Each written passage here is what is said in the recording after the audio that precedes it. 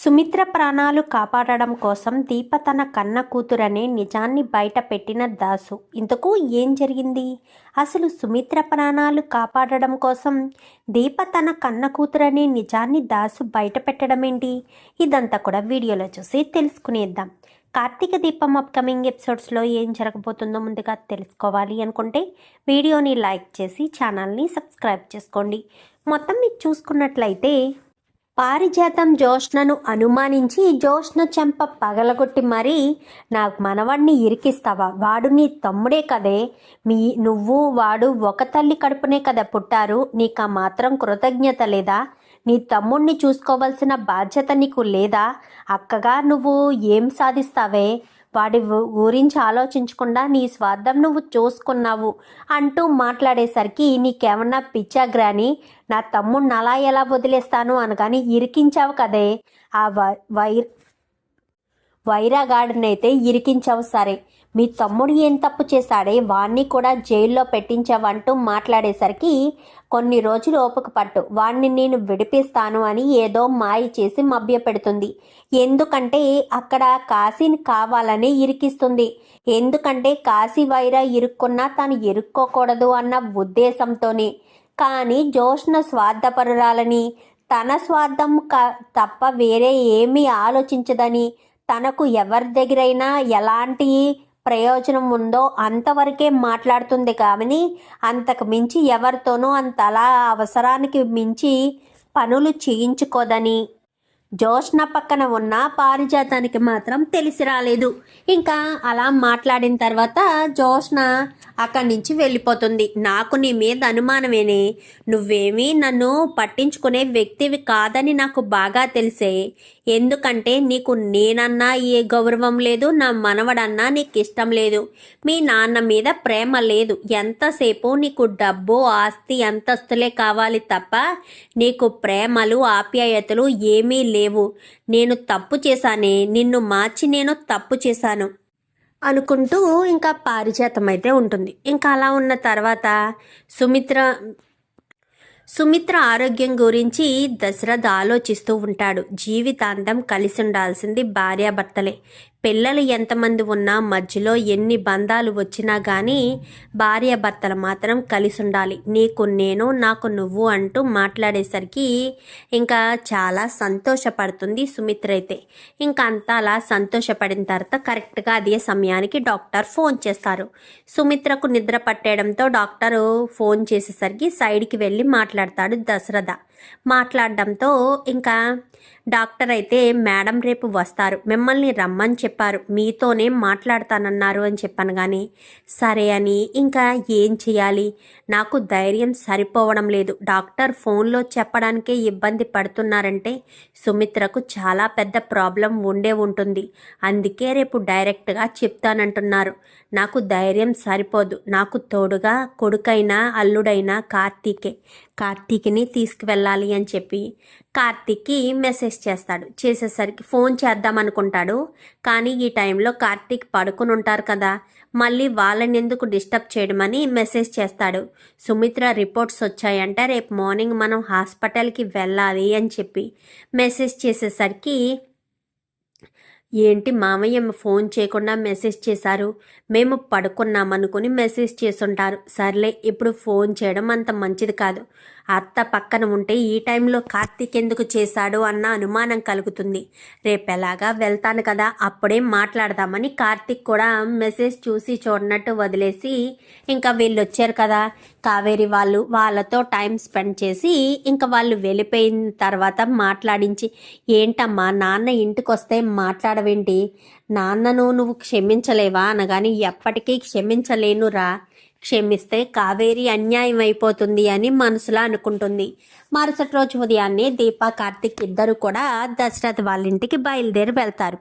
వెళ్ళిన తర్వాత, ఏంటి బావా ఇక్కడే ఉన్నావేంటి అనగానే, నీకో విషయం చెప్పాలి దీపా అని చెప్పనేసరికి ఏంటి బావా అది అనగానే రాత్రి నాన్న వాళ్ళు వచ్చినప్పుడు మామయ్య మెసేజ్ చేశాడు, డాక్టర్ రిపోర్ట్స్ వచ్చాయని చెప్పాడు, రేపు ఉదయం వెళ్ళాలి త్వరగా రమ్మని చెప్పి, అందుకే ఇంత త్వరగా తీసుకొచ్చాను అనేసరికి అవునా, అమ్మకేమీ కాదు కదా బావా అని చెప్పాను. కానీ ఏం కాదు, అత్త క్షేమంగానే ఉంటుంది, ఏదో అలా వేడి చేయడం వల్ల లేదంటే ఏదో ప్రాబ్లం వల్ల బ్లడ్ పడుంటుంది అంతే, అంతకు మించి ఏమీ ఉండదు, నువ్వు టెన్షన్ పడకు, అర్థమవుతుందా అని చెప్పాను. కానీ సరే బాబా అని గబగబా దీప కాస్త లోపలికి వెళ్ళి దీపం తెచ్చి తులసి కోట దగ్గర దీపం పెట్టి మా అమ్మకి ఏమీ కాకూడదని నమస్కారం చేసుకుంటూ ఉంటుంది.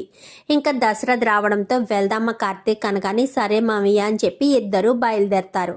ఇంకిద్దరు బయలుదేరి అక్కడికి వెళ్ళిన తర్వాత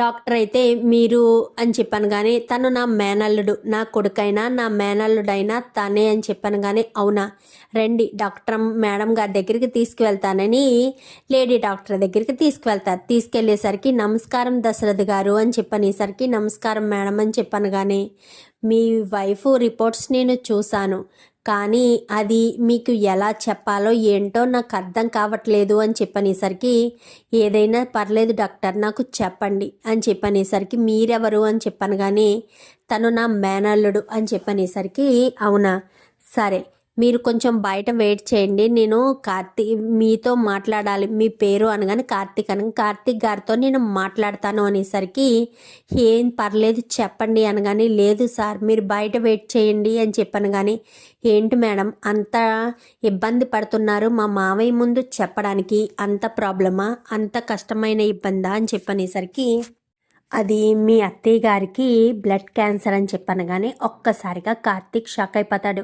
ఏంటి డాక్టర్ ఏమంటున్నారు అని చెప్పాను. కానీ అవును కార్తీక్ గారు, మీ అత్తయ్య గారికి బ్లడ్ క్యాన్సర్, ఆవిడ ఫైనల్ స్టేజ్లో ఉంది అనగాని ఫారెన్ తీసుకువెళ్ళినా ఎలాంటి అవకాశమైనా ఉంటుందా డాక్టర్ అని చెప్పాను. కానీ ఆ ఫారెన్ వెళ్ళే అవకాశం లేకుండానే ఇక్కడే క్యూర్ చేయడానికి మేము ప్రయత్నిస్తాము, కానీ 50-50 ఛాన్సెస్ అనగానే లేదు డాక్టర్ ఏ అమెరికా అయినా తీసుకుని వెళ్తే అని చెప్పాను. కానీ చూడండి కార్తిక్ గారు, ఎప్పుడైనా సరే సంతోషంగా ఉండేటట్టు చూస్తే ఏ పేషెంట్నైనా సరే వాళ్ళు మరికొన్ని రోజులు సంతోషంగా బ్రతకడానికి అవకాశం ఉంటుంది.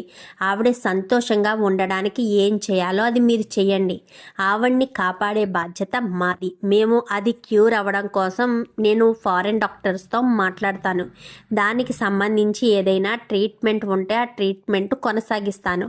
ప్రజెంట్ అయితే ఆవిడికి ట్రీట్మెంట్ చాలా అవసరం, పైగా ఆవిడ హాస్పిటల్లో జాయిన్ అవ్వాలి అని చెప్పనేసరికి అంటే తనకు తెలియదు కదా అని చెప్పనేసరికి నోనో తనకు ఖచ్చితంగా తెలిసే ఉంటుంది, ఆ విషయం బయట పెట్టకుండా ఉందేమో అంతే తప్ప ఆవిడికి తెలియకుండా ఉండే ఛాన్స్ లేదు. ఫైనల్ స్టేజ్కి వచ్చిందంటే బ్లడ్ వామిటింగ్స్ ఇంతకుముందు అయ్యే ఉంటాయి, ఆవిడ ఏదో విషయాన్ని దాచిపెట్టేశారు అంతే అని చెప్పనేసరికి సరే కానీ ఈ విషయాన్ని ఎక్కువ కాలం దాచిపెట్టకండి, తెలియాలి, అందరికీ తెలియాలి, అప్పుడే ఆవిడ్ని అందరూ సంతోషంగా ఉంచడానికి ప్రయత్నం చేసిన వారవుతారు అని చెప్పాను. కానీ సరే డాక్టర్ అని చెప్పి ఇంకా మాట్లాడతాడు. మాట్లాడిన తర్వాత బయటికి వచ్చేస్తాడు కార్తీక్ బయటకు వచ్చేసిన తర్వాత ఏమైందిరా ఏం జరిగింది అని చెప్పాను. కానీ ఏమవుతుంది ఏం జరగలేదు మామయ్య అని చెప్పాను. కానీ లేదురా నువ్వు టెన్షన్ పడుతున్నావు, కంగారు పడుతున్నావు, భయపడుతున్నావు, ఏదో ఉంది, నా దగ్గర నిజం దాయొద్దు చెప్పు అని చెప్పాను. కానీ అది మామయ్య అని చెప్పాను. కానీ చెప్పకపోతే నా మీద ఒట్టే అంటూ కార్తీక్ చేత దశరథ్ ఒట్టు వేయించుకుంటాడు. అత్తయ్యకు బ్లడ్ క్యాన్సర్ అని చెప్పనేసరికి ఒక్కసారిగా దశరథ్ షాక్ అయిపోతాడు. కంగారు పడవలసిన అవసరం ఏమీ లేదంటున్నారు, కానీ ఈ విషయము నీకు అత్త ఎప్పుడైనా చెప్పే ప్రయత్నం చేసిందా మామయ్య అని చెప్పాను. కానీ లేదురా అని చెప్పనేసరికి ఎందుకురా అలా అడుగుతున్నావు అని చెప్పాను. కానీ లేదు మామయ్య, ఈ క్యాన్సర్ వచ్చింది అంటే ఈ స్టేజ్లో ఉందంటే ఖచ్చితంగా పేషెంట్కు తెలిసే ఉంటుంది, తెలియకుండా అయితే ఉండే అవకాశమే లేదు, ఎందుకంటే ఈ పాటికే చాలాసార్లు బ్లడ్ వామిటింగ్స్ అయ్యే ఉంటాయి అని చెప్పి మాట్లాడేసరికి ఒక్కసారిగా దశరథ్ షాక్ అవుతాడు. అదేంటి మరి సుమిత్ర నాకు ఎప్పుడూ చెప్పలేదు, బ్లడ్ వామిటింగ్స్ అవుతున్నాయన్న విషయాన్ని కూడా దాచిపెట్టింది నా దగ్గర అని చెప్పాను. కానీ ఆలోచించు మామయ్య, ఎప్పుడైనా తడబడ్డం కానీ ఏదైనా చేయడం నువ్వు గమనించావా అనగానే ఆలోచనలో పడతాడు. అప్పటికి ఒక 10 రోజుల ముందు సుమిత్ర కాస్త వాష్రూమ్లోకి వెళ్ళి తిరిగి వస్తూ ఉండగా సడన్గా వామిటింగ్ వచ్చేసరికి ఇంకా దశరథ్ ఎక్కడ చూసేస్తాడని కంగారు పడిపోతూ ఇంకా సుమిత్ర కాస్త దాంతా క్లీన్ చేస్తుంది. కానీ తన నోటి దగ్గర చిన్న బ్లడ్ డ్రాప్ ఉండడంతో వెంటనే దశరథ్కి అనుమానం కలిగి అడుగుతాడు, బ్లడ్ డ్రాప్ ఏంటి అని చెప్పాను. కానీ ఏంటండి మీరు నన్ను అనుమానిస్తున్నారా? ఏమీ లేదు, అదేమీ బ్లడ్ కాదు అంటూ చేత్తో తుడుచుకుంటుంది. అదేం కనిపించకపోవడంతో దశరథ్ నేనే ఏదో పొరపాటు పడ్డానేమో అని అనుకుంటాడు. ఇంకా అలా అనుకున్న దశరథ్ ఏమీ అడగకుండా ఉన్నానని, అయితే అప్పుడే సుమిత్రకు తెలుసుంటుంది అని చెప్పి ఇంకా అనుకుంటూ ఉంటాడు. అందుకే తన స్నేహితురాలు కూడా హాస్పిటల్కి రమ్మని చెప్పింది అని అనుకుంటాడు. అలా అనుకున్న తర్వాత ఏం మాట్లాడకుండా సరే పద అని ఇంటికి వచ్చేసేసరికి సుమిత్రకు బ్లడ్ వామిటింగ్స్ మళ్ళీ అవుతాయి. అయ్యేసరికి ఏం చేయాలో అర్థం కాదు. సుమిత్ర అని చెప్పనేసరికి ఏంటి సుమిత్ర, ఏంటి నా దగ్గర నిజం దాచిపెడుతున్నావా సుమిత్ర అని చెప్పాను. కానీ నేను మీ దగ్గర నిజం దాచిపెట్టడం ఏంటండి అని చెప్పాను. కానీ లేదు, నువ్వు నా దగ్గర నిజం దాచుతున్నావు, నాకు తెలియకూడదు అని అనుకుంటున్నావు. కానీ నువ్వు నాకు తెలియకపోతే తెలియదా ఏంటి అని చెప్పాను. కానీ ఏమండి అంటూ సుమిత్ర కాస్త పట్టుకుని ఏడుస్తుంది. ఏడ్చేసేసరికి ఈ లోపు ఏమైంది దశరథ అని చెప్పాను. కానీ ఏమీ లేదు తాత, ఏమీ లేదని ఇంకా శివనారాయణ దగ్గర అయితే దాచిపెడతాడు. ఏం కాలేదు తాత అని చెప్పనేసరికి అత్తకు బాగా నీరసంగా ఉంది కదా, కొన్ని రోజులు హాస్పిటల్లో జాయిన్ చేయమంటున్నారు తాత, దాని గురించి అత్త బాధపడుతుంది భయపడుతుంది అనగానే అమ్మా సుమిత్ర, నువ్వు ఆరోగ్యంగా ఉంటేనే మేము సంతోషంగా ఉంటాము, నువ్వు ఆరోగ్యంగా లేకపోతే మాకు సంతోషం ఎక్కడి నుంచి వస్తుంది? అందుకని డాక్టర్ చెప్పినట్టుగా నువ్వు హాస్పిటల్లో జాయిన్ అవ్వడం చాలా మంచిదేమో సుమిత్ర, నువ్వు హాస్పిటల్లో జాయిన్ అవ్వు, అంతా బాగానే ఉంటుంది అని చెప్పాను. కానీ జాయిన్ అవ్వు సుమిత్ర అని చెప్పనేసరికి సరే అని హాస్పిటల్లో జాయిన్ అవుతారు. హాస్పిటల్లో జాయిన్ అయ్యేసరికి డాక్టర్ ట్రీట్మెంట్ చేస్తూ ఉండడంతో ఇంకా ఈ విషయం వీళ్ళ శ్రీధర్ ఇంట్లో కూడా తెలుస్తుంది కదా. తెలిసేసరికి వెంటనే ఇంకా కాశీని అరెస్ట్ చేశారన్న విషయం తెలియడంతో దాసు వస్తాడు. దాసు రావడంతోనే దాసుకు జరిగిందంతా చెప్పి జోష్ నన్ను నమ్మి మోసపోయాడనమాట. పర్వాలేదు, ఒక్కసారి మోసపోతేనే జోష్న ఏంటో తెలుస్తుంది అని చెప్పనేసరికి మామయ్య మీకు మరొక విషయం చెప్పాలి, సుమిత్ర అత్తయ్యకు ఒంట్లో బాగోలేదు, తను హాస్పిటల్లో ఉంది అని చెప్పాను. కానీ ఏం మాట్లాడుతున్నావు అమ్మా అని చెప్పాను. కానీ అవును మామయ్య, ఇప్పుడు ప్రజెంట్ సుమిత్ర అత్త హాస్పిటల్లోనే ఉంది అనేసరికి వెంటనే హాస్పిటల్ దగ్గరికి బయలుదేరి కార్తిక్కి ఫోన్ చేస్తాడు. ఫోన్ చేసేసరికి కార్తిక్ కాస్త ఏంటి మామయ్య అని చెప్పాను. కానీ వదిన హాస్పిటల్లో ఉందంట, ఏం జరిగింది కార్తీక్ అని చెప్పాను. కానీ వదిన అత్తకు ఒంట్లో బాగాలేదు మామయ్య, బ్లడ్ క్యాన్సర్ అంట, ఎవరికీ చెప్పలేదు, అందుకే ట్రీట్మెంట్ కోసం తీసుకొచ్చాము, నువ్వు నోరు జారి ఎవరికి చెప్పకు అని చెప్పాను. కానీ ఏంటి కార్తీక్ ఏం మాట్లాడుతున్నావు, వదినికి బ్లడ్ క్యాన్సర్ ఏంటి అని చెప్పాను. కానీ ఏమో ఫైనల్ స్టేజ్ అని అంటున్నారు, నాకు చాలా భయంగా ఉంది అని చెప్పనేసరికి అయితే సుమిత్రకు నిజం చెప్పేయాలి, దీపే తన కన్న కూతురన్న నిజం చెప్పేయాలి, అప్పుడైనా తన ఆయుష్ పెరుగుతుందేమో అని చెప్పి అనుకుని ఇంకా దాసు అక్కడే ఒక పక్కన దాక్కుని ఉంటాడు. అంటే అక్కడే ఉంటాడనమాట. కార్తీకు ఎప్పుడైతే ఇంటికి వెళ్ళడం చూస్తాడో వెంటనే వెళ్తాడు. అదే సమయానికి జోష్న కరెక్ట్గా సుమిత్ర దగ్గరికి వస్తుంది. ముందు దాసు వెళ్తాడు. దాసు వెళ్ళేసరికి రాదాసు ఎప్పుడొచ్చావు ఊరి నుంచి అనగానే కాశీని అరెస్ట్ చేశారన్న విషయం తెలియడంతో వచ్చాను, వచ్చిన తర్వాత నాకు అర్థమైంది తప్పు చేశాడు అని, చేసిన తప్పుకు శిక్ష అనుభవించాలి కదా బావా, అందుకే అనుభవిస్తున్నాడని నేను పెద్దగా పట్టించుకోలేదు అని చెప్పనేసరికి మరి వదిన గురించి ఏమన్నారు అని చెప్పాను. కానీ మీ వదిన హాస్పిటల్లో ఉందని ఎవరు చెప్పారు అనగానే స్వప్న చెప్పింది బావా అని చెప్పాను. కానీ అవునా, ఇప్పుడు బాగానే ఉందనేసరికి క్యూర్ అవుతుంది బావా, నువ్వేం టెన్షన్ పడకు అని చెప్పనేసరికి దాసు ఎప్పుడొచ్చావు దాసు అంటూ అప్పుడే స్పృహలోకి వచ్చి మాట్లాడుతూ ఉండేసరికి జోష్న వచ్చి బయట కిటికీ దగ్గర నిలబడి చూస్తూ ఉంటుంది. వదిన నీకు విషయం చెప్పాలి అని చెప్పాను కానీ ఏ విషయం దాసు, దేని గురించి అని చెప్పనేసరికి నీ బిడ్డ గురించి అనగానే నా కూతురు గురించా? నా కూతురు గురించి ఏం చెప్పాలి? నా కూతురు గురించి ఏముంది? నా కూతురు పెళ్లి చేసుకుంటే సంతోషంగా నేను నా ప్రాణాలు వదిలేద్దాం అనుకున్నాను. నా కూతురు పెళ్లి చేసుకోకుండా నన్ను బాధ పెడుతుంది అంటూ బాధపడుతూ ఉంటుంది సుమిత్ర. వదిన, ఇప్పుడు నేను చెప్పబోయే విషయం వింటే ఖచ్చితంగా నువ్వు చాలా సంతోషపడతావు. నీ కూతురికి పెళ్లి కాలేదని ఎవరు చెప్పారు? నీ కూతురికి పెళ్లి అయ్యింది. నువ్వు ఎవరితో పెళ్లి జరిగితే సంతోషంగా ఉంటుందని చిన్నప్పటి నుంచి భావించావో వాళ్ళతోనే పెళ్లి జరిగింది. నీ కూతురు మెడలో తాళి కట్టింది ఎవరో కాదు, కార్తీకే అంటూ చెప్పేసరికి ఏం మాట్లాడుతున్నావు దాసు? నా కూతురు మెడలో కార్తీక్ తాళి కట్టడం ఏంటి? అసలు నువ్వు మాట్లాడే దాంట్లో అర్థం ఉందా? నా కూతురు కార్తీక్ని పెళ్లి చేసుకోలేదు కదా, జోష్న కార్తీక్ మెడలో తాళి కట్టలేదు కదా, సారీ కార్తీక్ జోష్న మెడలో తాళి కట్టలేదు కదా అని చెప్పాను. కానీ నీ కూతురు జోష్న అయితే కదా వదిన జోష్న మెడలో తాళి కట్టడానికి అని చెప్పనేసరికి ఒక్కసారిగా షాక్ అవుతారు. ఏం మాట్లాడుతున్నావు? జోష్న నా కూతురు కాదా? అవును వదిన, ఇన్ని సంవత్సరాలు మీకు తెలియని నిజం, నేను ఎప్పుడెప్పుడు చెప్పాలా అని ఎదురు చూస్తున్న నిజం ఇదే అని చెప్పాను. కానీ ఏంటి దాసు, ఏం మాట్లాడుతున్నావు? ఇన్ని సంవత్సరాలుగా ఎదురు చూస్తున్నావా?